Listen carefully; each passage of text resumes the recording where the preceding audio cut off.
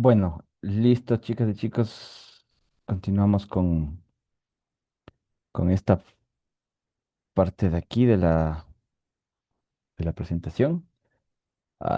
No sé cómo hice antes para ocultar mi video aquí. Bueno, en fin. Am, bueno, una parte importante para cerrar ya más bonito todo el tema de ecología de comunidades es entender esta relación entre biodiversidad y funcionamiento de los ecosistemas.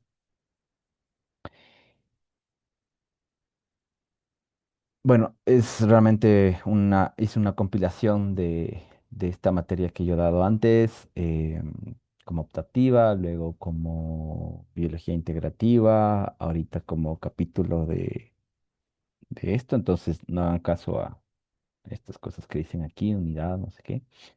Simplemente vamos al grano, al tema.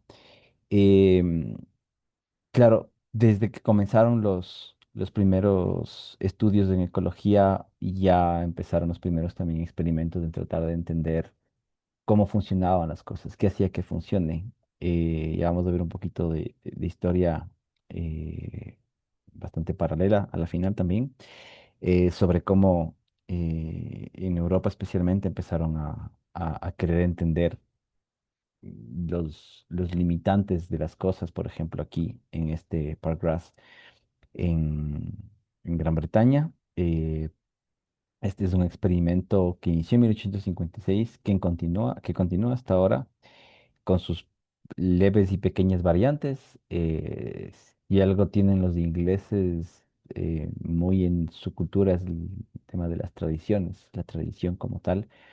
Y son tradicionalistas en ese sentido también interesante, porque es como, ok, ya empezamos esto, pues hagámosle por un montón de tiempo y ahora ya es tradición. O sea, nadie va a tocar eso, no es que le caiga un bombazo encima, nadie va a tocar este experimento y va a seguir aquí por años. Em, lo que hicieron simplemente fue eh, dividir parcelas, me parece que son de 10 metros por 10 metros en un área en particular en donde simplemente querían ver qué pasaba si es que añadían nitrógeno, si es que le sacaban el suelo de ahí y ponían otro tipo de suelo bajo en alguna otra cosa.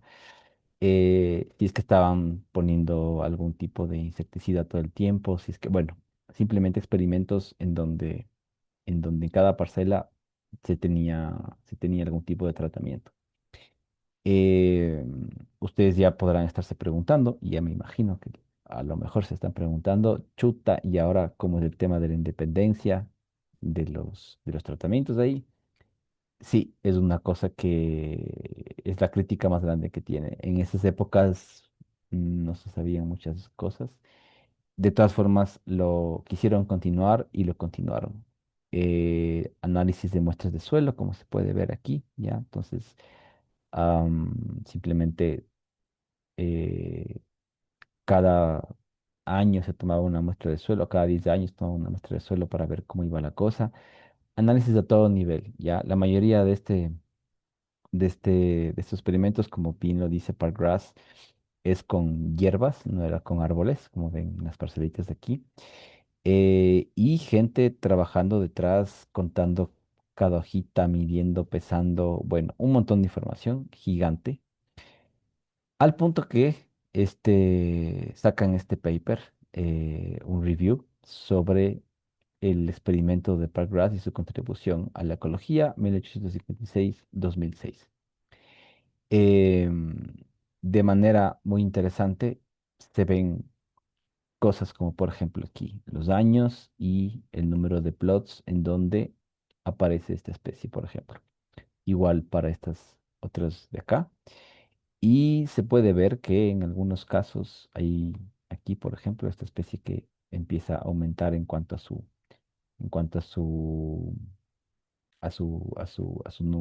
presencia en los diferentes plots. Otras que tienen una tendencia a descender, ¿no es cierto? Se ve que esta especie Verónica camaedris eh, no era de las más comunes, tal vez no era muy, muy, muy común, pero pasa el tiempo más parecería como que como que la relación sería como de este tipo más bien, ¿no? Otra especie, acá este Tragopogon, que vemos que tiene su momento de gloria y luego vuelve a caer. Y esta que, chuta, asoma por aquí, por acá y a la final, bueno, no tenemos realmente nada, nada claro. Son algunos ejemplitos nomás, ¿no? Del tipo de información que se puede obtener. Obviamente es un paper grande, tiene un montón de figuras y todo. Acá, por ejemplo, igual los años y el porcentaje ¿cómo es? De materia seca, o sea, biomasa a la final, en el plot 14 que tiene este tratamiento de aquí. El plot 14 donde hay, no sé exactamente lo que significan estas siglas, pero lo más probable es que signifique doble cantidad de nitrógeno en función de alguna cantidad de nitrógeno. Y saben que está añadido fósforo, potasio, sodio y magnesio, por ejemplo, y ven cómo esto cambia. Y así, ¿no? Aquí sin fertilizar, acá fertilizando de otra manera, el plot 7 digamos, sin nitrógeno, es la única diferencia con el del 14 y, y los porcentajes de dry matter, y tenemos los colores que significan hierbas, leguminosas y el color más oscuro que son los otros. La pregunta que suelo hacer en clase típicamente es cuál es cuál es el patrón que se puede observar aquí, qué patrón vemos en los años. Y pues no se ve ningún patrón, ¿cierto? Vemos que sube, baja, baja, baja, se queda aquí. Y ya sea que vean las hierbas o vean los otros, bueno, da igual, digamos. Sí, hay una cantidad de hierbas mayor, es uno de los patrones, por supuesto. Hay una cantidad de hierbas mayor en este de acá, en el plot 7 pero en el plot 14 pero no en el 7 en donde vemos que se cae. No hay un tema año tras año de lo que está pasando, vemos que puede variar un montón. Pero lo que es interesante ver es que el nitrógeno efectivamente tiene un efecto súper importante con las hierbas, al menos, ¿no es cierto? Se ve que los valores, chuta, perdón, dibujar con esto es un poquito difícil. Se ve que con las hierbas tenemos unas cantidades, ¿no es cierto?, que son mucho mayores cuando hay nitrógeno, claramente. El porcentaje de dry matter es mucho mayor. Sin fertilizar se parece mucho a fertilizar con todo menos con, bueno, no con todo, con estos micronutrientes, excepto con nitrógeno, que es un macronutriente, se parece mucho, ¿no es cierto? Eh, y se ve que en el tiempo no cambia, entonces se ve que es importante. No me acuerdo si había unos plots en donde en un punto se deja de poner nitrógeno, pero bueno, solo imagínense esto, ¿no? Desde 1910 hasta 1975, con el mismo tratamiento, es una locura, ¿no? Tener este tipo de datos, me parece loco que lo sigan haciendo y bueno, obviamente súper interesante. Acá igual, toneladas de hectáreas de una especie en particular y aquí de otra especie en particular, en función de los años y vemos que pucha, hay unas variaciones loquísimas. Podría estar relacionado al clima, podría estar relacionado. Este es el plot 9 con pH 3.7, este es el plot 8 que tiene un pH de 5.2. No es para las mismas especies, pero bueno, nos están dando esta información aquí.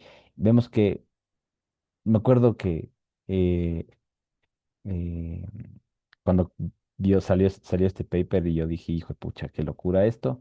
No conocía del Pargras, eso no nos contaron nunca en las clases de ecología, pero salió el paper y decía 1856-2006, yo me quedé loco, dije, chuta, hay un experimento así, no sabía de algunas cosas, no sabía que los gringos luego habían copiado la idea y también tienen sus propias parcelas de estudio. Y me leí el paper en las épocas que había tiempo para leer papers y fue loco, sí, que a la final como que no concluyen gran cosa, como que no llegan a decir como, pucha, en estos 150 años pasaron estas cosas loquísimas. no llegan a decir eso, simplemente hay patrones de algunas cosas bastante obvias, hay otros que no hay patrones para nada. De manera general no encontramos patrones súper fuertes, hay variaciones que ocurren. Lo bonito y lo interesante del paper es mostrar que la estocasticidad funciona un montón detrás de todo esto, a pesar de los años de estudios de todo esto. Ahora, hay un tema de la independencia que, que sí es criticado el paper por esto, porque las parcelitas son de 10 por 10 me parece, como les dije, y están separadas de unos pocos metros. Y sabemos que abajo, bueno, por el aire y por el suelo no hay límites, ¿no? O sea, el límite es el espacio como tal y después no es que están encerradas en sitios. Pero de que hay patrones de cosas que se ven, sí, no algo súper fuerte y bueno, así queda. Estamos con el tema de los primeros estudios, entonces, bueno, estos son de los primeros estudios que iniciaron, como vimos, en 1856. Entre las primeras personas que trabajaron también con el tema de cómo funcionan las cosas, tratar de entender, fue este señor que cuando pregunto en clase no le suelen reconocer, pero cuando ya le pongo la foto clásica de viejito, entonces ahí sí que se le puede reconocer. De manera muy interesante, Charles Darwin no hace experimentos como tal, no para el libro, ¿no? Sobre el origen de las especies, pero ya da unos, unas ideas sobre el funcionamiento de los ecosistemas. Y en el libro, basado en su principio de divergencia, él hipotetizó, en otras palabras, que conforme la velocidad de evolución iba llenando nichos distintos, esto genera un incremento en la productividad y genera nuevos procesos ecosistémicos debido a la división de labores. Y esto fue como la primera vez que alguien hablaba de eso. Está en el libro ahí escondido, estuvo escondido, botado, porque lo interesante de esto es todo lo que habla alrededor de las gallinas y las palomas y, bueno, no es los cuyes, pero creo que algún mamífero, los de razas de perro, etcétera. Todo lo doméstico para poder explicar desde lo doméstico lo que es la selección natural. Entonces, esto es lo interesante del libro. Y por ahí, claro, ya está tan leído el libro que, bueno, la gente también el rato ya va a chequear ciertas cositas, ciertas particularidades y se empieza a encontrar con que efectivamente este Charles era un loco que ya estaba yéndose más allá. Lo que pasa es que era bastante especulación y que ahorita lo podemos hacer nosotros y nadie nos va a dar ni un pite de bola. Pero esto estaba dentro de algo totalmente novedoso, adentro de una teoría sostenida hasta ahora y obviamente el peso que tiene es muchísimo mayor. Estaba especulando basado en información que tenía, en observaciones que tenía él, en los papers de la época y trabajó mucho con cuicas, como les dije, y percebes, que eran sus dos pasiones, las cuicas más que nada, eran su gran pasión. Y el loco simplemente llegaba al trabajar con cuicas a dar cuenta, ¿no? De muchas cosas sobre los servicios ecosistémicos, etcétera. Entonces, él empezó a cachar que a mayor diversidad había más productividad. Ya vamos a ver que después se mete la gente a estudiar a profundidad el tema y ya la cosa no es tan simple. Entonces, bueno, pasamos de 1856 a 1859, nos saltamos a 1952, cuando este investigador de apellido Carlander encuentra una relación positiva entre la diversidad de peces de agua dulce de estanques y su productividad también total. El autor interpretó dicha relación como una consecuencia de una más completa ocupación del espacio nicho, y ya existía esa palabra para esas épocas, y pues simplemente pasaron unos años y otro investigador de apellido Bell encuentra que la complementariedad de las diferencias genéticas entre especies de clamidomonas genera un incremento en la productividad y una mayor estabilidad de dicha productividad en el tiempo. Entonces ya no es solo diferentes especies, sino también la divergencia, la diferencia genética que es que existe entre las especies, que es la que genera el incremento en la productividad. Y esto era una cosa súper loca, ¿no? Entonces, por ejemplo, aquí él tiene este gráfico donde es bastante obvio cómo hay una diferencia súper fuerte en cuanto a la densidad de las clamidomonas cuando están en monocultura, en monocultivo, versus cuando están en cultivos mixtos. Y, y se ve que es diferente, ¿no? Ustedes ahí tienen las barras de error que no se cruzan en ningún momento.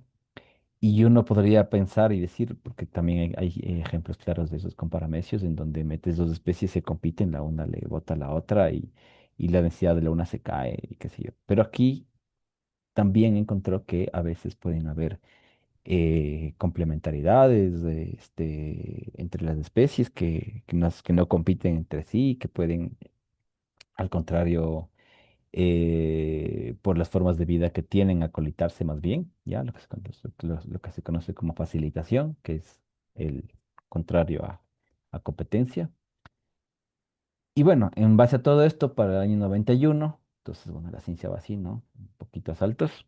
Después ya empieza a hacerse ya como algo más común.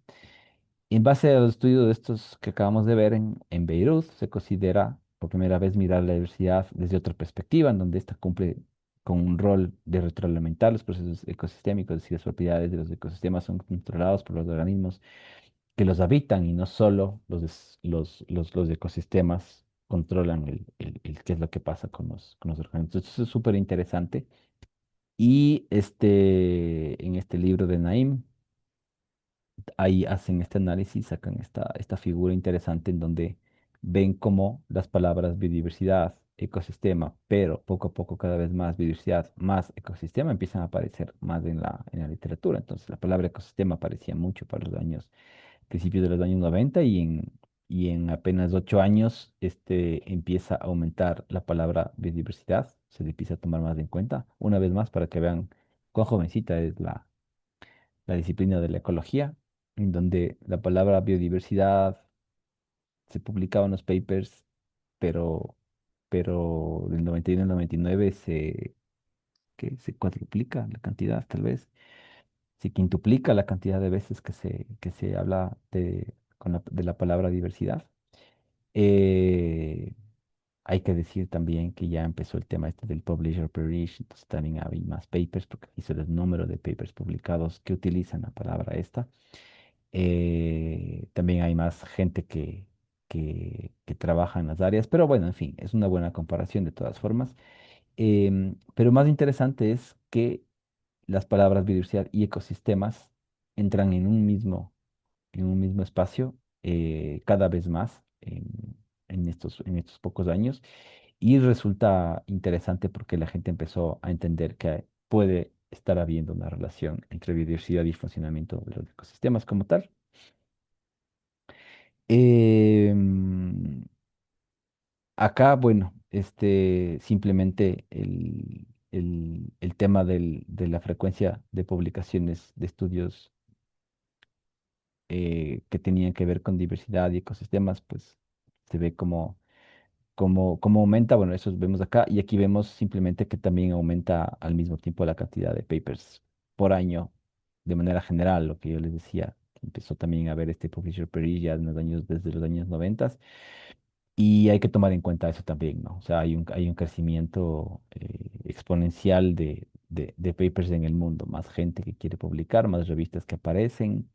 Las clásicas hasta los 90 eran las que todavía son las clásicas tradicionales, las fuertes de hoy, pero empezaron a aparecer nuevas, empezaron a aparecer no sé si había ya estilo Plus One, por ejemplo, que era totalmente digital y que era open access, todas esas cosas, pero ya empiezan a aparecer esas primeras tendencias al menos.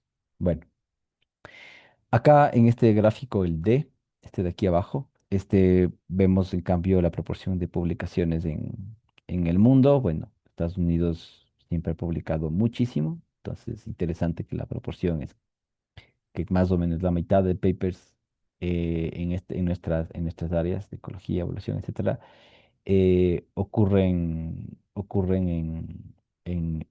con afiliación de Estados Unidos. Hay muchísimas razones para entender esto. Podríamos conversar del tema, pero bueno, muchísimo es de la migración, de gente que fue a estudiar allá de que los papers, de que muchos journals, perdón, son de allá mismo, de que ellos no entienden no publicar algo, al menos tienen que publicar, eh, de que son bastantes, sí, pero al menos, pero no son tantos como en otros lugares. Aquí vemos China, súper chiquito. Hay que acordarse que esto es 2000, es un libro del 2002. Bueno, estos dos gráficos de aquí son del 2009, pero bueno, todos estos de estas mismas épocas. China se pega un dispare durísimo, ¿no? En los últimos años, entonces estaría aquí. El único país sudamericano que consta en esta listita es Argentina, que me llama la atención porque Brasil suele ser el que nos hace popó en papers a todos por encima. Pero bueno, Argentina aparece como de los primeros países sudamericanos en donde se trata bastante este tema de diversidad y ecología funcional. Y yo sí sé de dónde viene este laboratorio. eh, Alguna vez me pensé en ir a estudiar allá, colaborar, pero no sé, en la vida me fue llevando por otros lados, pero bueno, la pregunta que siempre tengo es, ¿dónde estamos nosotros? ¿Por qué no aparecemos aquí en esta lista? ¿Será que ya aparecemos en las nuevas listas? ¿En qué listas aparecemos? ¿De qué temas? ¿De biología? Bueno, siempre está ese tema eh, para, para tratarlo, ¿no? Am, Cuando hablamos que en Beirut se empezó a mirar la biodiversidad desde otra perspectiva, donde esta cumple con un rol de reglamentar procesos ecosistémicos, estamos hablando de esta figura básicamente, en donde siempre se ha visto, ¿no? a la biodiversidad como dependiente perdón, a la biodiversidad quiero mover esta cosa de aquí, no sé cómo se mueve esto, no deja ver bien las flechas, ya ahí deja ver las flechas. La biodiversidad, pues, como la consecuencia de lo que ocurre en el ambiente biótico y abiótico y el funcionamiento del ecosistema moldea la diversidad, pero empezaron a darse cuenta poco a poco con los estudios que la diversidad también tiene un efecto sobre cómo funciona el ecosistema y tiene un efecto sobre el ambiente abiótico. Y lo que pasa, por ejemplo, a nivel de las lluvias. Eh, no es lo mismo un bosque de monocultivos con respecto a la lluvia que lo que es un bosque maduro, un bosque natural, prístino.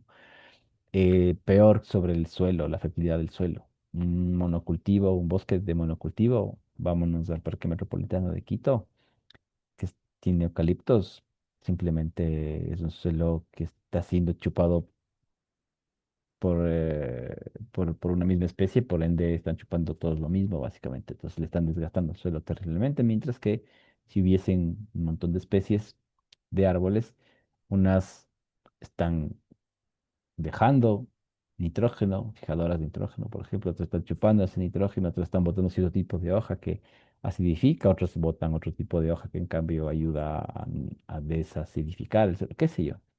Toda esta masa de diversidad genética, de composición química, de formas de vida, tipos de raíces, todo hace que el suelo funcione de una u otra manera diferente, ¿cierto? Este gráfico ya lo vimos con ustedes en clase, entonces ya no tengo que explicar más cosas de aquí. Simplemente volver a decir que eh, hay varios escenarios teóricos de la relación entre ecología y la diversidad funcional. eh, los diferentes modelos de redundancia, de complementariedad, de especies clave, modelos nulo cuando pueden haber ciertos problemas impredecibles. Lo vimos en clase que pueden haber estos modelos impredecibles cuando suceden cosas que están más allá de nuestro entender todavía y que puede parecer loco. Del 91 hasta acá, todo color de rosa.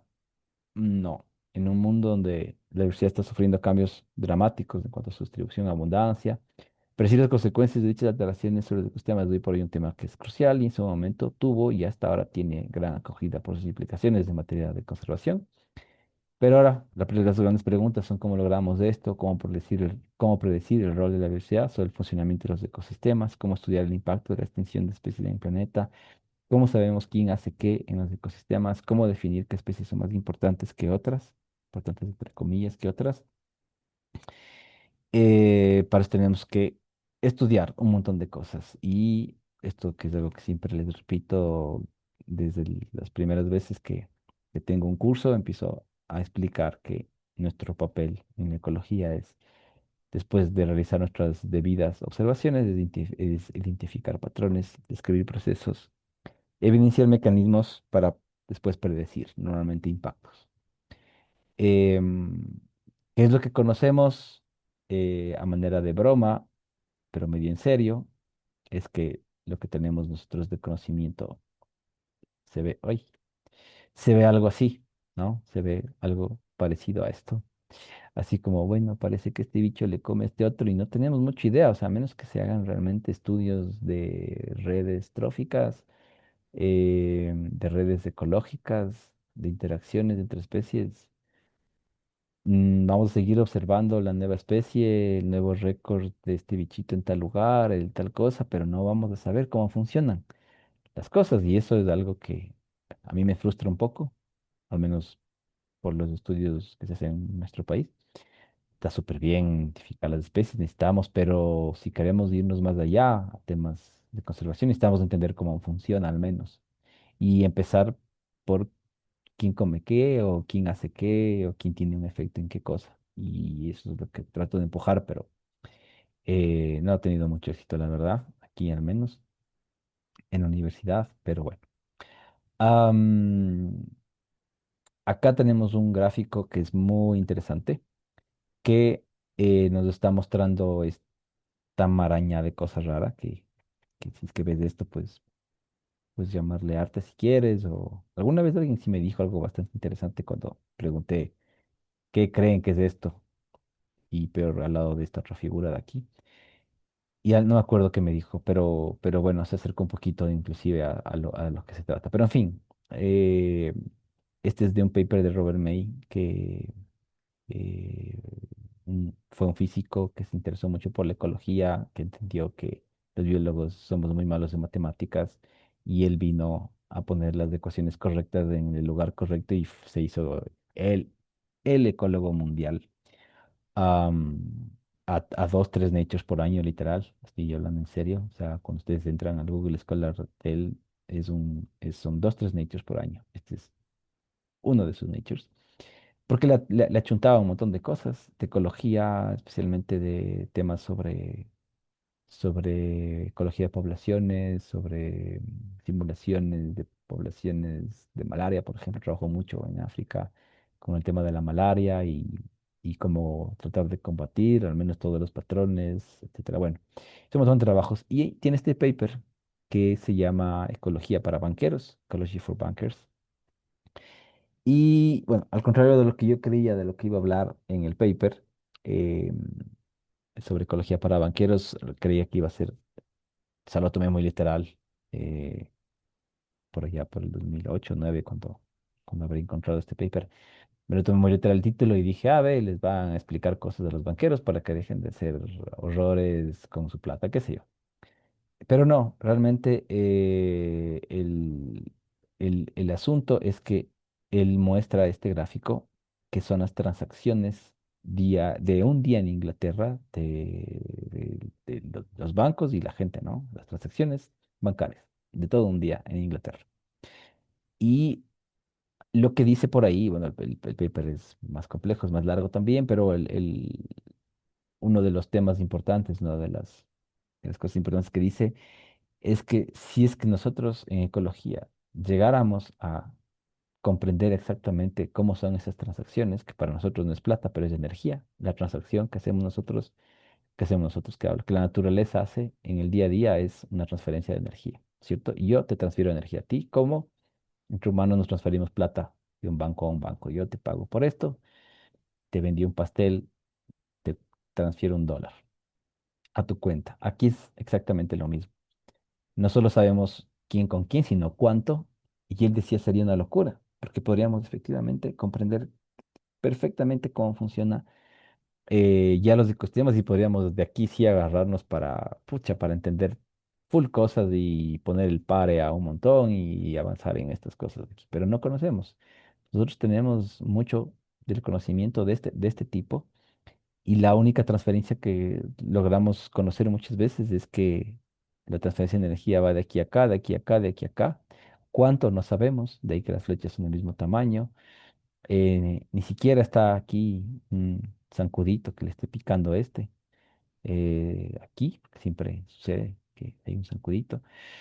En fin, la cosa es que eh, estamos lejísimos, ¿ya? Entonces, por eso es que todo color de rosa, no, ya, todavía nos falta un montón. Como les he venido diciendo este semestre, ecología es una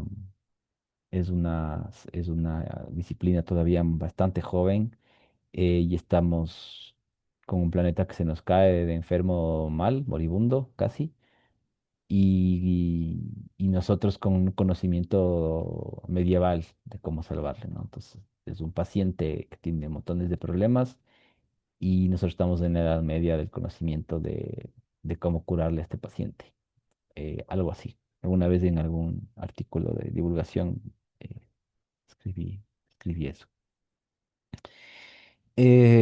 Bueno, este era un chiste que hacía, que ni siquiera me acuerdo de qué se trataba, pero no importa. Ah, debería borrar, siempre me olvido de borrar eso y aparece ahí la selección. Creo que era solo para decir que regresamos a los 90, 2000 y no sé por qué puse esa foto. Alguna razón había para las épocas en las que hice. Era un éxito el chiste, me acuerdo. No mentira. Creo que sí, era bueno. Pero no me acuerdo ya ni siquiera de qué es. En fin. No importa. Los primeros pasos, entonces, para los 90 2000 tenemos gente que empieza a indagar un poquito más allá. Empiezan a sacar papers sobre estos temas de aquí. Entonces, bueno, aquí tienen algunos papers que les puede estar interesando. eh, Sobre el conocimiento, los retos que tenemos al futuro, a veces enfocados en algunos ecosistemas, aquí tratando de llegar a un consenso entre todos y si se ponen a ver un poquito los nombres empiezan a ser los mismos. El rato que se ponen a ver, miren, aquí está Lotton, el paper que leyeron ustedes en clase. Aquí está Wordle que aparece en otros lados, aquí está Wordle otra vez. Aquí está Hooper y Hooper anda por aquí otra vez. Hooper, Michel Aogo, por supuesto. Por aquí tiene que estar Michel Aogo. Aquí está Loro. Eh, Luego empiezan a aparecer nuevos. David Muñoz luego empieza a aparecer más, cada vez más. Francesco De Velo, un italiano durísimo en esto. De hecho, la próxima clase, las otras los otros dos PowerPoints que tengo, se basan muchísimo en una clase que recibí de él. Sobre ecología funcional. Em, y bueno, es súper interesante entonces que hay estas personas que se ponen a trabajar durísimo y luego empiezan a ver estas cosas, ¿no? Como las primeras críticas y los primeros debates. Entonces aquí, por ejemplo, tratamientos escondidos en los experimentos de ecología, reevaluando la función, perdón, reevaluando el rol de la biodiversidad en el funcionamiento de los ecosistemas para este primer paper de aquí de Michael Houston. Porque empiezan a encontrar cosas justamente y empiezan a ver estas críticas, empiezan a encontrar que los experimentos no están bien hechos, que hay problemas en cuanto a la interpretación de los resultados, cosas súper importantes de este paper. Les cité yo bastante un tiempo y me he olvidado de mandar a leer últimamente, debería que es de estas especies dominantes que son las que mantienen el funcionamiento de los ecosistemas. Está relacionado al que hablo del home field advantage, está relacionado al mass ratio hypothesis, básicamente, que dice que son las especies dominantes. Ya hablé un poquito de esto en la clase anterior. Que son especies dominantes las que mantienen el funcionamiento del ecosistema y además en función de lo que ellas hacen. Y eso es súper loco saber y es muy interesante conocer y reconocer este asunto. Eh, Acá se hacen esta pregunta, donde igual van más allá sobre los estudios sobre diversidad y ecología. funcional preguntándose preguntándose si es que son relevantes para la conservación. Hasta aquí esta primera parte. Vámonos con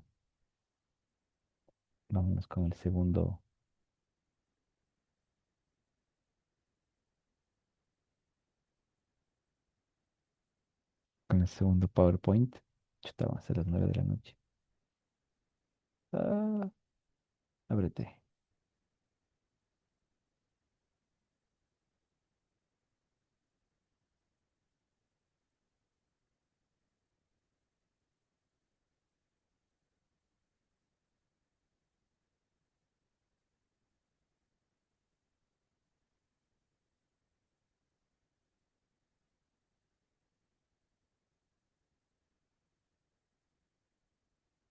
Bueno, espero que no esté muy largo este de aquí.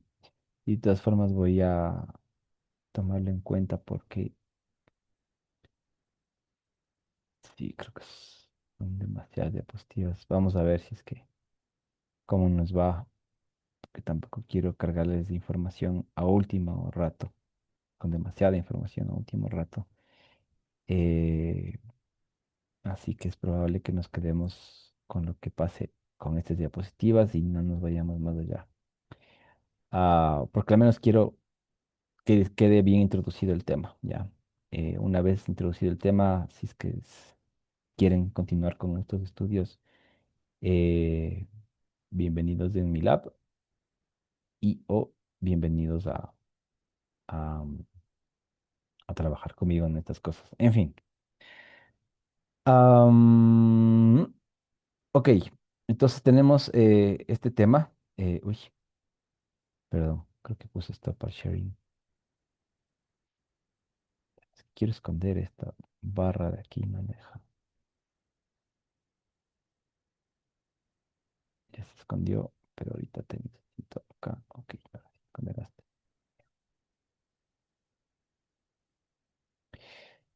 Listo. La diversidad funcional va mucho más allá de la riqueza de especies. Algo que se centra mucho esta facultad es en taxonomía, en biodiversidad y hasta ahí se queda. Eso es algo que a mí no me terminaba de convencer cuando estaba estudiando aquí la licenciatura y fue lo que me llevó a querer, justamente por los papers de estos que estamos hablando, entender más y así fue como fui a dar a estudiar micorrizas en Francia, en laboratorio porque quería entender, ir unos pasitos más allá de, ok, pero tanta diversidad, ¿para qué? ¿Para qué sirve? Creo que le hice leer también ese trabajo, de ahí salió ese texto sobre tanta diversidad, ¿para qué? Porque sí, o sea, chévere ser el país o de los países más megadiversos del mundo, pero ¿y eso de qué nos sirve? Más es una responsabilidad la que tenemos grandísima. Eh, entonces sí, la diversidad funcional implica que no solo vamos a estudiar la riqueza de especies, sino qué es lo que hace esta riqueza y eh, qué es lo que hace que tengan una diferente función en naturaleza cada una de estas especies. Entonces vemos aquí un par de ejemplos rápidos de plantas y animales. Entonces vemos que las plantas tienen diferentes estructuras, ¿no es cierto? Diferentes arquitecturas se llama en, en las plantas. Y vemos que tienen formas distintas de las raíces, formas distintas de crecer, ¿no es cierto? Y todas estas tienen un efecto a la final en lo que hacen. Aquí estamos viendo puramente una imagen de lo físico, pero también a nivel químico, a nivel de lo que atraen, de lo que no atraen, de los bichos que les polinizan, de los que no, etcétera. Los lugares donde viven, más húmedos, menos húmedos, pantanoso, seco, dosel, liana, estrategias de vida, ¿no es cierto? La liana es una arquitectura distinta, la que la gente cree que las lianas son. Bueno, hay gente que cree que las lianas son una sola especie. También ahí entro yo cuando yo también creía que las lianas eran de un grupo de especies. Pensaba que era un grupo de plantas que crecían de esa forma y que eran algo monofilético, hasta que aquí en biología fue que me enteré que resultaba que ha sido que es una estrategia de vida y que así como hay arbustos de diferentes familias y hay árboles y qué sé yo. hay lianas y pertenecen a diferentes familias. En fin. Luego acá, bueno, ¿por qué no los picos de los pinzones otra vez? Pero para simplemente acordarnos que su morfología, pues, es la que hace que estas cosas dependan perdón, hace que coman lo que tengan que comer y dispersen lo que tengan que dispersar y eso es lo que ya es el pico, sus tamaños, su carácter, qué sé yo, lo que hace que hagan ciertas cosas en el espacio donde habitan y eso deja su huella y hace que las cosas funcionen de una cierta manera, ¿no es cierto? Em, la veracidad, aquí una quote, unas palabritas del buen Charles. La diversidad del principio de que la mayor diversidad de estructuras permite sustentar la mayor cantidad de vida se observa en muchas circunstancias naturales. Una vez más, él ya estaba chequeando y viendo. Tenemos aquí, por ejemplo, dos tipos de comunidades, comunidad 1 y comunidad 2, cinco especies taxonómicamente diferentes, pero igual, cinco especies en todo caso, pero son taxonómicamente diferentes. Y eso simplemente hace que, aunque tengan la misma diversidad, solo el hecho de que sean distintas ya hace que estas comunidades vayan a funcionar de manera distinta. Entonces, que nos digan que hay cinco especies en un sitio y ocho en otro no nos dice nada. Si no sabemos qué especies son, qué identidad tienen, cuáles mismas son y qué hacen estas especies. De ahí que a mí esto de los índices siempre me caía mal, me ha caído mal. Me toca enseñar. Hoy di una clase de eso para que los chicos se puedan ir al campo a hacer sus análisis de diversidad. Hay profes que les encanta eso. Sí es una cosa básica que hay que hacer. Yo mismo utilicé con mi tesis de los tábanos, al menos para saber si es que hay dominancia o no de especies y si es que con el de Shannon son equitativas las especies. Pero después la idea es como, ¿qué pasa? ¿Qué hacen estos bichos? ¿A qué horas viven? ¿Se despiertan? Entonces, ok, vamos acá a la diapositiva, cinco especies taxonómicamente distintas. Cada comunidad tiene cinco especies, pero es obvio que lo que está pasando en cada uno de los lugares va a ser diferente solo por el hecho de que hay, me parece que tres, dos especies que son diferentes. La 4 y la 5 se diferencian en cada una de las comunidades. Entonces, ¿cuál es más diversa? La pregunta es muchísimo más compleja de lo que ustedes podrían pensar si es que se les pregunta así nomás, porque la respuesta obvia es que son igualmente diversas porque son cinco especies, pero la diversidad no solo está en cuanto a la taxonomía, sino a la diversidad de lo que hacen las cosas. Entonces, si es que, por ejemplo, tres de estas especies, ¿dónde está un colorcito? Si es que estas tres especies hacen lo mismo y estas dos especies hacen lo mismo, y entonces estas tres especies hacen lo mismo, pero esta especie hace algo muy particular y esta especie hace otra cosa muy particular, ya podríamos estar hablando de que aquí hay dos funciones y acá hay tres funciones, ¿no es cierto? ¿Cuál es más diversa? Depende de la pregunta que estemos hasta dónde querramos llegar. Taxonómicamente son igualmente diversas. Funcionalmente, la comunidad 2 es más diversa. Si es que es como yo me acabo de inventar ahorita, ¿no es cierto? Entonces la cosa es mucho más compleja y de ahí, pues, todos los análisis que vengan después. La diversidad funcional es el grado de diferencias funcionales entre organismos en una escala de observación determinada. Y tenemos aquí este tema de las características funcionales. Entonces, aquí cada uno de estos se le puede calcular una característica, sí, se le puede calcular cuál es su característica funcional, se puede dar valores a las características funcionales. De hecho, no todas las características son funcionales, casi que sí, digamos, la nariz para oler, los ojos para ver, las manos para agarrar cosas, las piernas para caminar y pueden tener una función. Entonces, sí, casi que cada parte de un organismo cumple su función, eh, pero no todo, digamos. Nuestro cóccix es vestigial, aparentemente no tiene ningún impacto en la naturaleza, como nuestro cerebro y nuestras manos, por ejemplo. Entonces, ahí hay que tener cuidado. El tema es que, bueno, tenemos aquí la cuantificación de una característica, entonces los valores en trade de una comunidad X, y tenemos la frecuencia de esto. Entonces, cuando hablamos de diversidad funcional, estamos hablando de qué características son las que aparecen más en una comunidad o cuánto aparece cada una de estas características. Este es un trade value que aparece en una comunidad en este histograma que se puede ver. Entonces, eh, si es que agarramos un montón de características y vemos cómo están repartidas en un ecosistema, en una comunidad, ahí sí que podríamos decir, bueno, la funcionalidad de esta comunidad es distinta en esta manera y está cuantificado. Al menos aún no sabemos qué es lo que hace tal vez, pero ya está cuantificado, ya sabemos que esta comunidad tiene más raíces, no sé cuál de las dos, bueno, más raíces profundas o más raíces abiertas,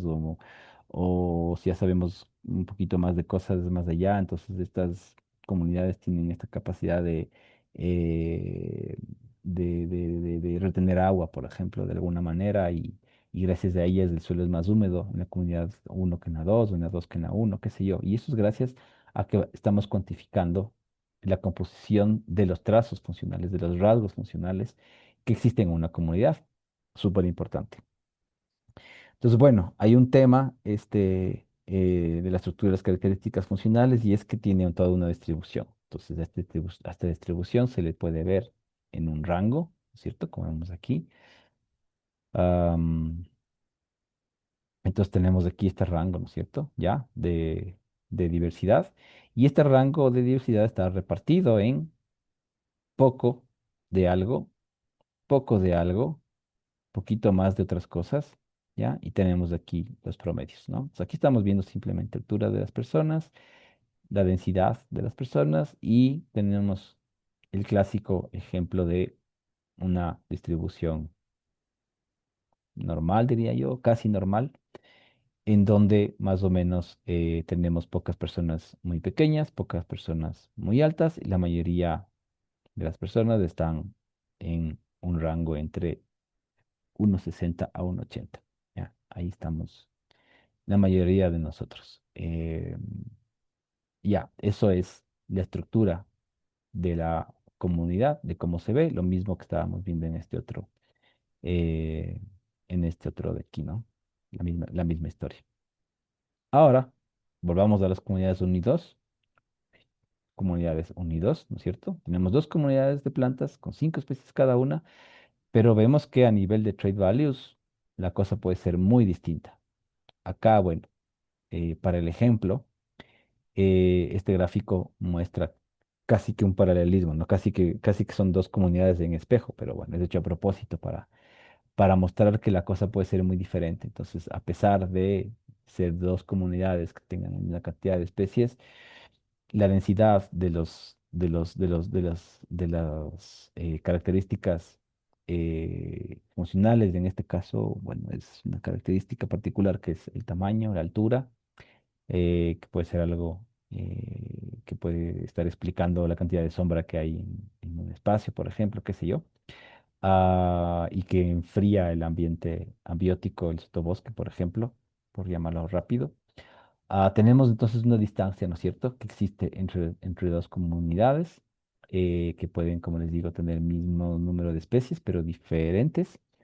Eh, Ahí podemos mezclar cosas, como si es que tenemos una diversidad beta alta entre, entre dos sitios. Ustedes ya saben lo que es diversidad beta. Rápidamente en nuestra cabeza nos viene a la mente de que estos dos lugares funcionan de manera diferente. Es de una. Entonces te entra el tema de Biodiversity Ecosystem Functioning en una sola historia, digamos, ¿ya? Entonces, bueno, hay el tema de promedios que hay que sacar y todo esto. Eh, Simplemente vamos a pensar en divergencia de caracteres, diferencias de los promedios, no mucho en el rango. Esto no siempre funciona así. Y para eso, pues, hay formas de calcular todo este tipo de cosas, ¿ya? Entonces, lo que tratamos de ver aquí es, primero, el promedio de los rasgos funcionales de la comunidad, que son estas bolitas azules.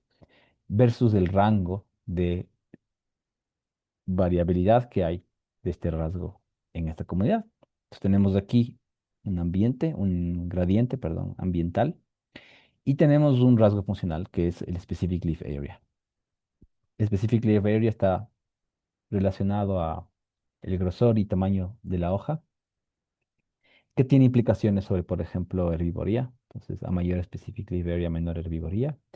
Eh, bueno, otras cosas más, retención de líquidos, de agua, perdón, etcétera, menor pérdida de agua, etcétera. Bueno, algunas cosas. Eh, lo interesante de aquí es que tenemos que en un gradiente ambiental, estas comunidades tienen eh, tienen diferentes valores en cuanto a este trazo funcional en particular. Vemos cómo conforme avanza este gradiente ambiental, el que sea, no importa, el gradiente ambiental X. En función de eso, nosotros podemos ir viendo cómo simplemente esto empieza a caer en una forma parecida a esta línea que acabo de trazar, ¿ya? Con sus respectivas barras de error, por supuesto. Somos biólogos y nos gusta la estadística, no mentira. Estamos interesados en ver la variabilidad también que hay, pero es claro que hay una bajada, ¿no es cierto? ¿Qué es lo que está pasando detrás de esto? Eso es la parte interesante. Y es que simplemente el gradiente ambiental o el ambiente está dirigiendo lo que pasa con respecto a este rasgo funcional, que en este caso es de este Specific Leaf Area. Y este gradiente ambiental puede ser tan amplio como para decir que efectivamente estamos aquí trabajando con varias comunidades muy separadas entre sí, distintas. Tal vez podríamos hablar de una metacomunidad, pues puede ser, o no, o simplemente estamos hablando de comunidades completamente diferentes, porque este gradiente ambiental está en una distancia de 100 kilómetros. Para escribir con mouse es complicado. Ok.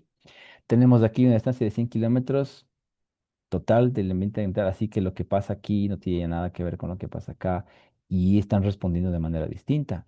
Si es que es un gradiente ambiental de 100 kilómetros y es un gradiente ambiental que es lo suficientemente fuerte como para tener un efecto en esto, lo más probable es que a nivel taxonómico también haya cosas muy distintas aquí y que la diversidad beta vaya aumentando mientras nos vamos alejando en el espacio, lo cual tendría muchísimo sentido, especialmente si es que hay un ambiente ambiental tan alto, porque bueno, si son 100 kilómetros del mismo tipo de bosque, la diversidad beta a lo mejor no es tan alta.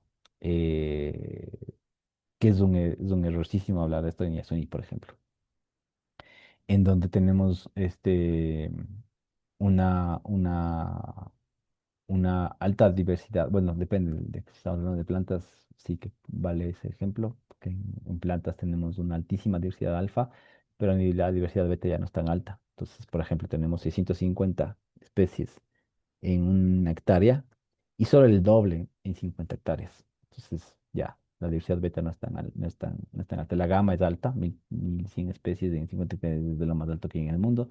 650 promedio por hectárea es altísimo, es la más alta del mundo también.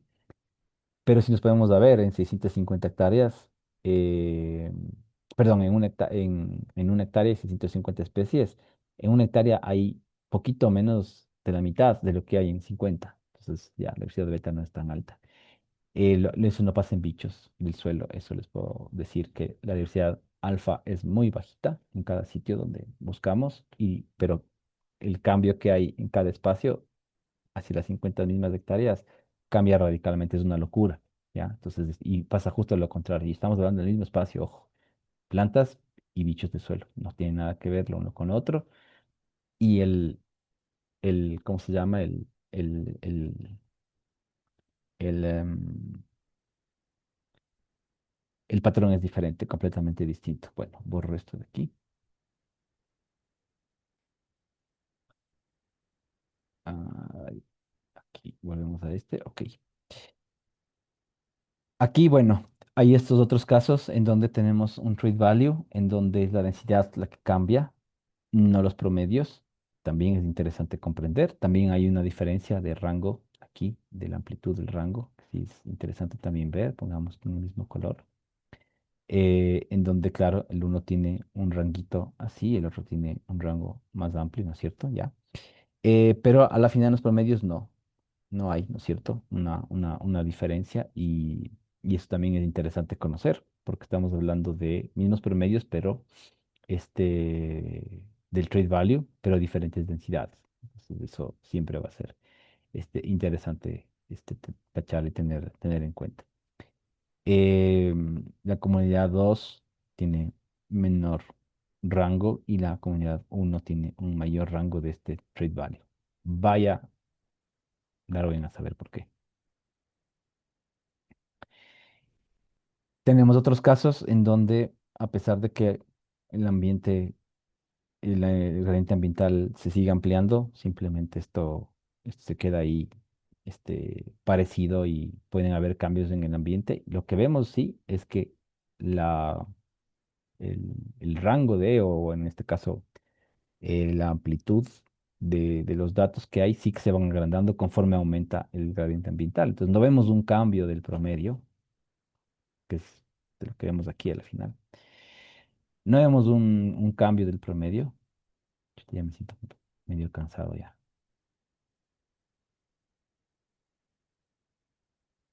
Pero sí que vemos un cambio, en cambio, con respecto a cuánto varía esto. Entonces, aquí, este ambiente particular que tenemos en este espacio de aquí, hace que las plantas tengan este valor de Specific Leaf Area, mientras que acá la cosa debe ser tan heterogéneo, supondría yo, pienso que, ah, pensaría yo que es por la heterogeneidad, que es lo que nos muestra que tenemos un valor de rango tan amplio. Entonces, aquí tenemos un rango chiquito versus esto que tiene un rango súper grande, si cogemos los dos extremos, ¿no? ¿Ya? Entonces vemos ahí la gran diferencia, que es lo que se puede ver en la diapositiva anterior. Que para llegar a ir a la diapositiva anterior tengo que hacer unos trámites aquí. Ok, eh, otras, otros perfiles de cómo se puede ver el tema de, de la diversidad funcional es, por ejemplo, aquí, como poco parecido a lo que ya vimos en los otros gráficos. En vez de gradiente ambiental, puede ser un estrés biótico o abiótico, perdón, un alto estrés abiótico o un bajo estrés abiótico. Entonces, en bajo estrés abiótico tenemos aquí que la abundancia relativa de una especie o de ciertas especies, qué sé yo, mantienen estos valores de aquí, mientras que cuando hay altos valores de estrés, probablemente haya cambios, ya sea en cuanto a los promedios de lo que sea que estemos viendo aquí en X o a la variabilidad, ¿ya? Entonces, si se ponen a ver ahorita los cambios mayores que estamos viendo de estas distribuciones de los traits, es en cuanto al promedio y en cuanto a los rangos, ¿no es cierto? Entonces, cuán, cuán plástico es este trait funcional en un gradiente, en un ambiente, o cuánto puede diferenciarse en cuanto a promedios. Y después tenemos eh, varios escenarios de, de sesgo de estos tipos de curvas. Entonces, lo que se llama esto en inglés de skewness, que ya me olvidé la palabra en español, que hemos visto un poco en clase también, donde pasamos de, por ejemplo, una distribución normal a una distribución que está más sesgada hacia un lado. Igual hay una razón para esto. ¿Por qué se sesga hacia un lado? Porque hay muchos menos de toditos de estos de acá, de este rasgo funcional, que es mucho más eh, abundante, digamos, en cuanto a este espacio de aquí, porque ya no. O si se trata de una especie, y una especie es un conjunto de rasgos funcionales, ¿no es cierto? Un individuo, nosotros somos un conjunto de rasgos funcionales. Entonces, ¿por qué esta especie es abundante de esta otra manera o de esta otra forma de aquí, más rara todavía? que se llama kurtosis, al menos ese se dice igual en español, en donde vemos que tiene estas formas, ¿no? Un poco particulares, un poco pues, extrañas para nuestra forma de ver, pero que no aparece mucho en la naturaleza, pero vemos aquí que simplemente se aplasta un poquito la forma en la que están distribuidas aquí las especies. Se centra mucho bueno, no es que se centra hacia el centro, realmente el rango es amplio y es igualmente amplio que el otro, pero sí, hay unos valores que no terminan por crecer, sino cuando ya están realmente cerca del promedio. ¿Qué hace que estén todos cerca, alrededor de estos valores, alrededor del promedio, tan fuertemente? Pues habría que estudiar, obviamente, cada caso. Y ahí vienen todas estas preguntas. Y acá, en cambio, todo este, movido, digamos, entre dos sitios, ¿no? Diferentes. Entonces, este de aquí versus este de aquí. Entonces, se movió todo para este lado porque hubo más estrés abiótico en este caso. Eh, bueno, ahí queda ahí la, la leyenda.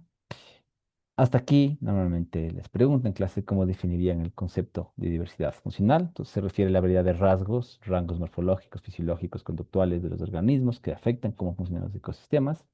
Su efecto puede verse en el rendimiento de los servicios ecosistémicos como polinización, ciclo de nutrientes, la producción de biomasa, o por las funciones que desempeñan en función de sus rasgos, tamaño, forma, cualquier medida cuantitativa o cualitativa, ya sean los organismos descomponedores, predadores, etc.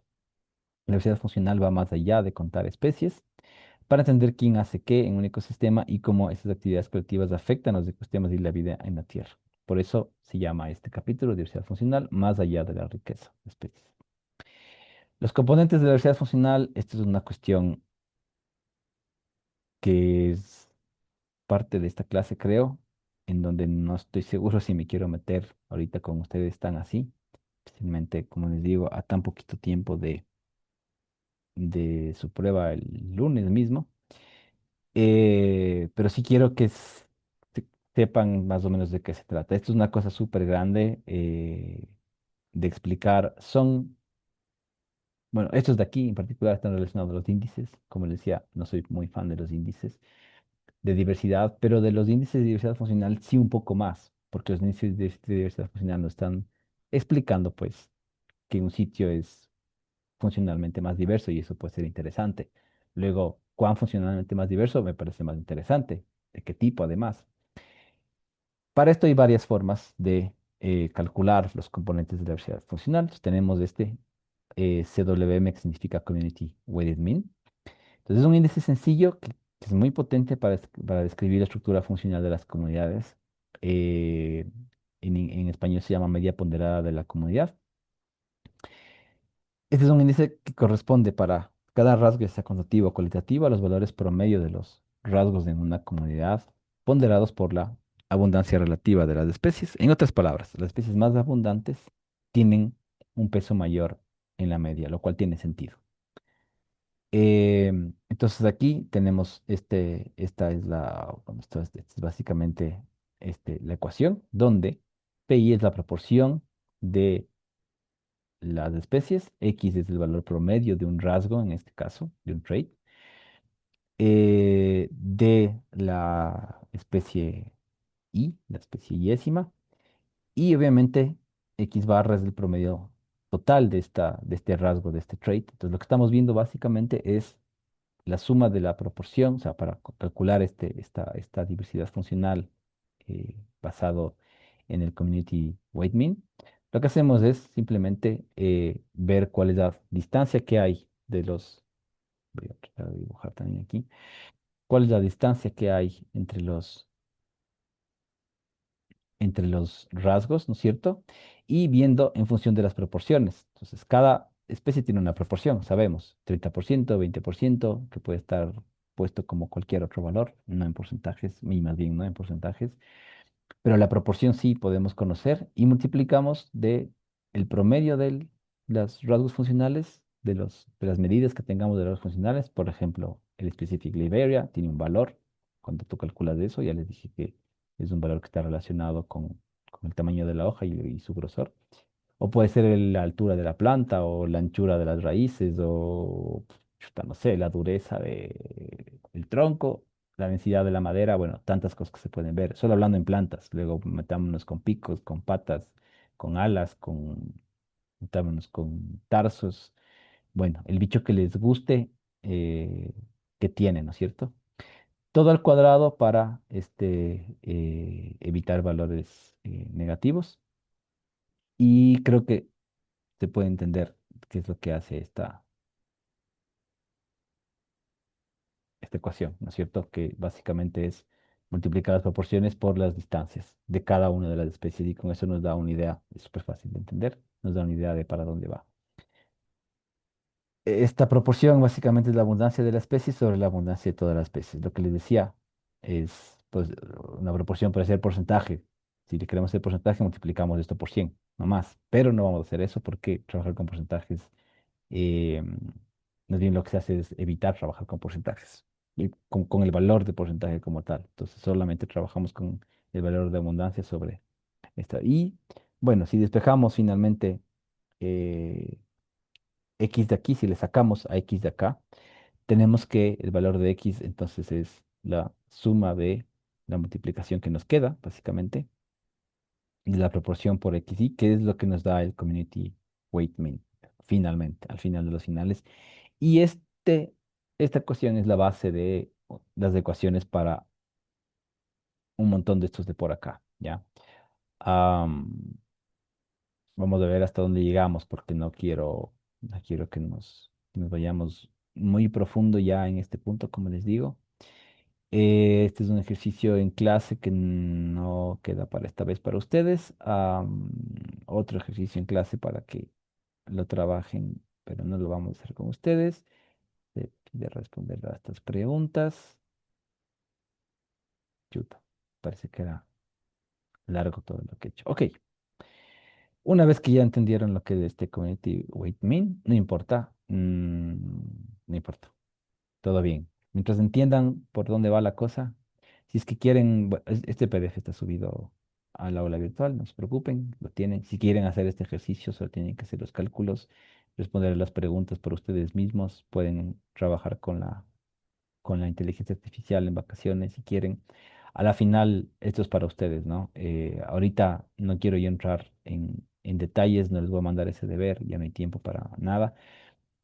Pero al menos que les quede ahí la información y si es que quieren entrar en estos datos, pues chéverísimo. Y si tienen preguntas, pues cuando estoy aquí estoy para atender.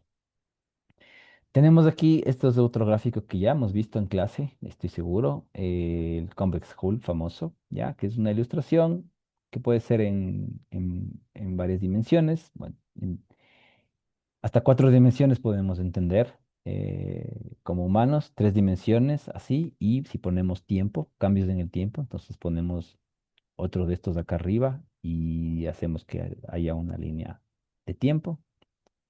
Podemos dibujar esto rapidito, podemos coger un color que se vaya a ver bien.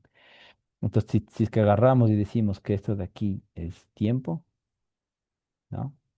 Entonces, entendemos que podemos tener acá otro convex hull. Chuta, no voy a poder dibujar un cubo así. Siento mucho, soy pésimo para dibujar. Pero tenemos un convex hull aquí, ¿no es cierto? Y vamos a tener un cambio de este polígono de 3D que va a cambiar su forma a otra cosa, porque resulta que el tiempo jugó. Disculparán cualquier cosa que aparezca aquí, ya, ok. No es lo mismo de la forma de este que de este, ya. Hagámosle con otro color. Es, es, es diferente lo que ocurre entre esto y esto de aquí, ¿no es cierto? Ya. Algo pasó en el tiempo que le hizo cambiar. Y esta es la cuarta dimensión de las que le estoy hablando que podemos nosotros arreglarnos. En fin, el Compass Hull básicamente es que tenemos aquí uno perdón, dos o tres rasgos funcionales, los que cachamos que son los importantes en función de lo que estamos viendo. Aquí todos los ejemplos son con plantas, así que ni modo. Entonces tenemos aquí otra vez el specific leave area. Uy, quedado puesto eso. Ok. Tenemos aquí el specific leaf area y tenemos aquí la densidad de la madera, wood density. Y tenemos cómo está repartido todo esto. Y agarramos las especies de color negro, perdón, de bolitas negras más gorditas, más grandes, y trazamos los bordes así. Puede ser hecho a mano. Y tenemos así nuestro polígono. Podemos tener, como en B, lo mismo, pero con tres dimensiones. Aumentamos una dimensión más, que es la masa de las semillas, por ejemplo, y puede ser muy interesante tener esta, este polígono puesto aquí y así es como se ve, ¿no es cierto? Como,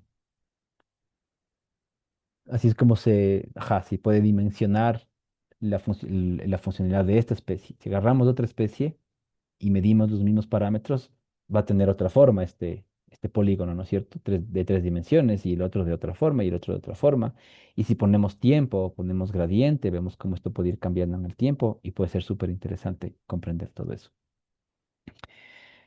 Entonces, este es otro componente de la diversidad funcional que se lo puede encontrar así. Yo me acuerdo que vimos este gráfico, pero yo les puse en otro contexto en alguna de las clases en donde se juntaban estos y era para mostrar, creo que nicho, no me acuerdo para qué uso eso ya ahorita en este punto.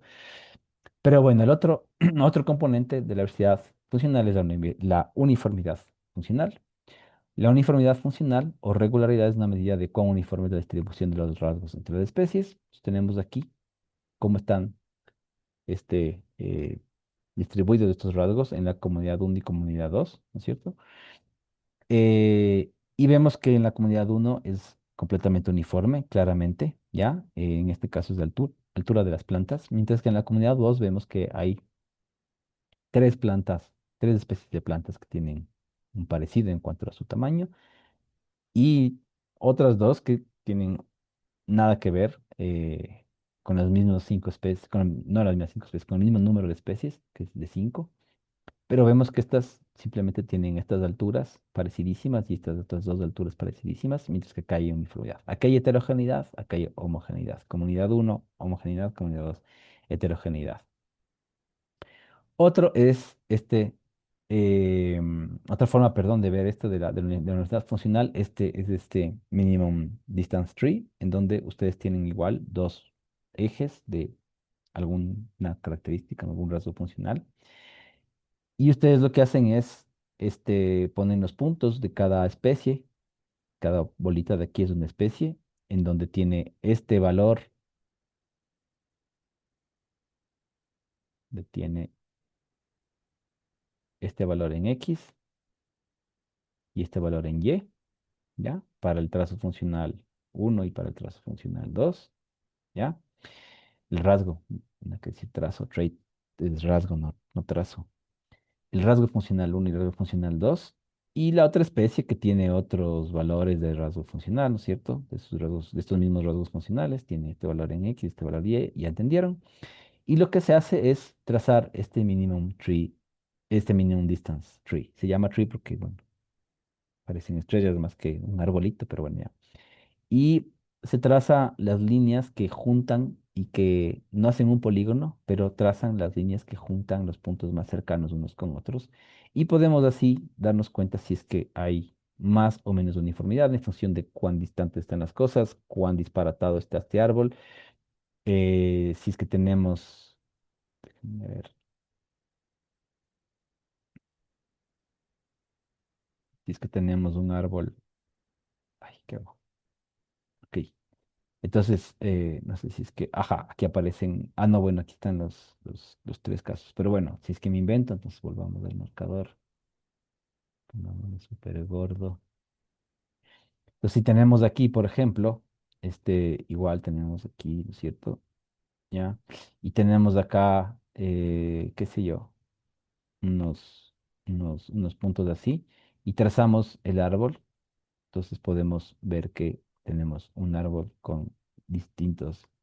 Me estoy inventando, yo no sé si es que este es el más corto de los trazados, pero a lo mejor sí. Y simplemente calculamos distancias.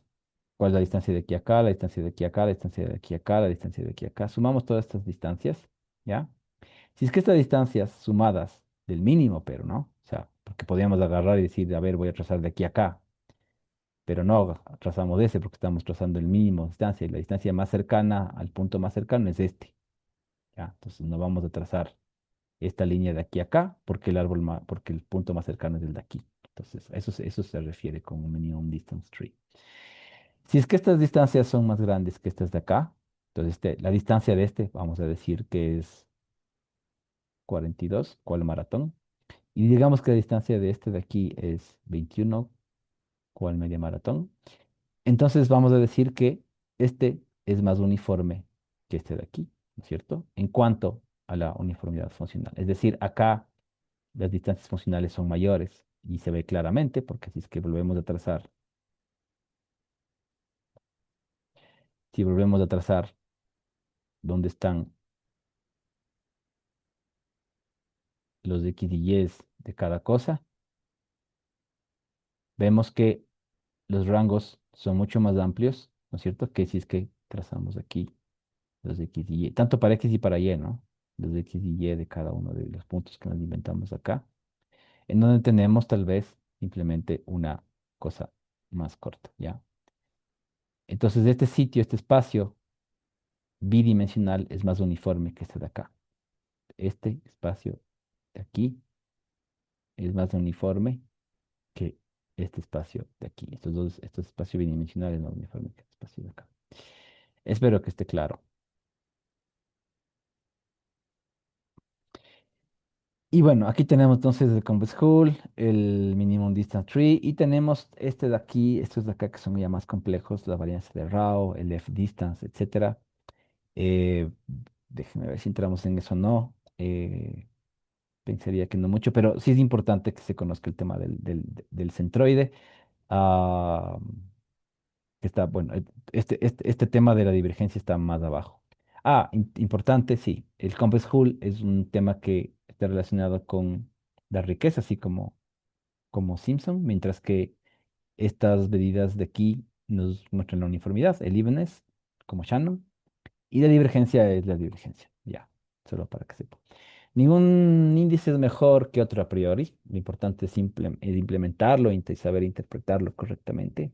Hay varios aspectos técnicos en los cálculos de la diversidad funcional que son sí, la diversidad funcional que son más complicados que la elección del índice. A la final se tratan de ajustar el índice que les parezca más interesante en función de la pregunta que ustedes tengan. Eh, pero sí, hay aspectos técnicos de cálculos de diversidad funcional más complicados, si es que especialmente quieren meterse con temas fisiológicos, por ejemplo, o con cómo conteo, cómo hago el conteo de, no sé, de cuánto comió un bicho, por ejemplo, y de qué comió. ¿Cómo hago? Si no le veo, si apenas la atrapé, si vive en el dosel, qué sé yo. Hay cosas un poco más complejas, complejas que eso. Bueno, estos son temas que ya conocen, funcionamiento de ecosistemas, servicios de soporte. Me voy a saltar todo esto. Normalmente esto es para clases, era para clases donde no veíamos este asunto. La descomposición, lo hemos visto. Todo esto lo hemos visto. Me había olvidado que estaba todo esto, sí, aquí. Mm, Control de plagas. Bueno, esto es importante conocer porque están dentro todo esto está dentro de los servicios, ¿no? Entonces, los servicios de regulación, por ejemplo, están el control de plagas, pero ya conocen ustedes súper bien.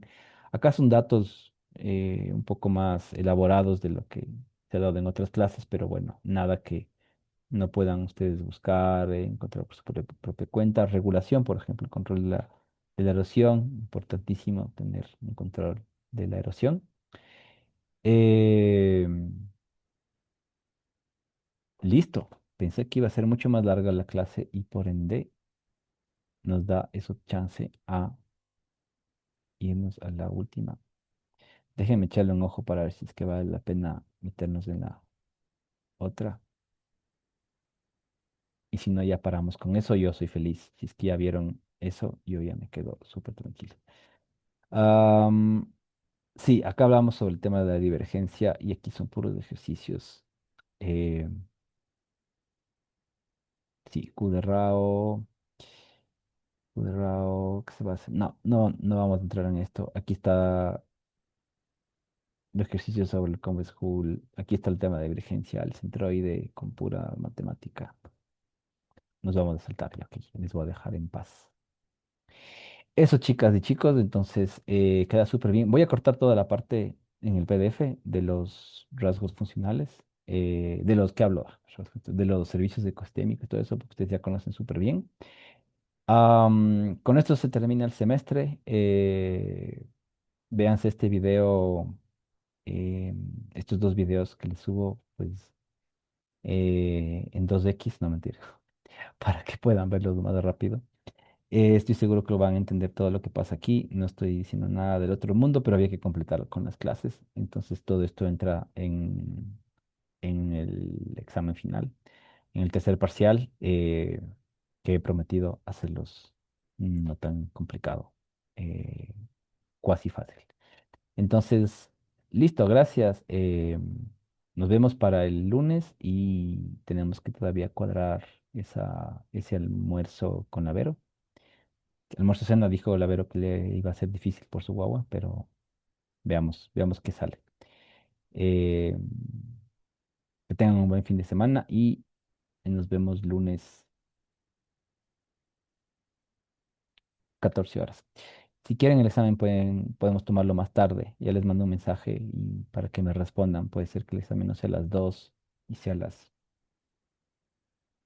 de 4 a 5. Podría ser el examen. El siguiente tomo de 5 a 6. No, bueno, podría ser de 3 y media a 4 y media mejor. Ya vemos ya, porque tengo que tomar la siguiente clase otro examen. Y tiene que empezar puntual a las 5 porque solo es hasta las 6 las clases, ¿no? Con ese curso. Entonces, bueno, ya vemos eso.